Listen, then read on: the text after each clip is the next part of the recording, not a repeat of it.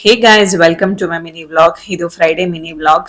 ಬೆಳಿಗ್ಗೆ ಎದ್ದ ತಕ್ಷಣ ಫಸ್ಟ್ ನಾನು ಬಿಸಿನೀರು ಕುಡಿತೀನಿ. ಬಿಸಿನೀರು ಕಾಯಕ್ಕೆ ಇಟ್ಬಿಟ್ಟು ರಾತ್ರಿನೇ ತೊಳೆದಿಟ್ಟಿರುವಂತಹ ಪಾತ್ರೆಗಳನ್ನೆಲ್ಲ ಜೋಡಿಸ್ಕೊತಾ ಇದೀನಿ.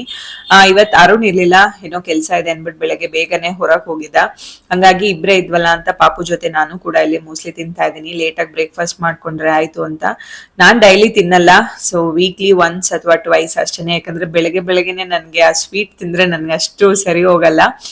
ಸೊ ಏನ್ ಕೆಲ್ಸ ಬೇಕಿದ್ರು ಮಾಡ್ಬೋದು, ಬಟ್ ಮಕ್ಕಳಿಗೆ ಊಟ ಮಾಡಿಸೋದು ಮಾತ್ರ ತುಂಬಾ ಕಷ್ಟ. ತುಂಬಾ ಪೇಶನ್ಸ್ ಬೇಕು ನಿಮಗೆ ಅವ್ರಿಗೆ ಊಟ ಮಾಡಿಸ್ಬೇಕು ಅಂದ್ರೆ. ಸೊ ಹಠ ಮಾಡ್ತಾ ಇರ್ತಾರೆ, ನಾವು ಪೇಶನ್ಸ್ ಕಳ್ಕೊಳ್ದಲೆ ಅವ್ರಿಗೆ ಸಮಾಧಾನವಾಗಿ ತಿನ್ನಿಸ್ಬೇಕು. ಅವ್ರಿಗೆಲ್ಲ ತಿನ್ಸಾದ್ಮೇಲೆ ನೆಕ್ಸ್ಟ್ ಇಲ್ಲಿ ವಾಷಿಂಗ್ ಮಿಷಿನ್ ಬಟ್ಟೆ ಹಾಕ್ತಾ ಇದೀನಿ.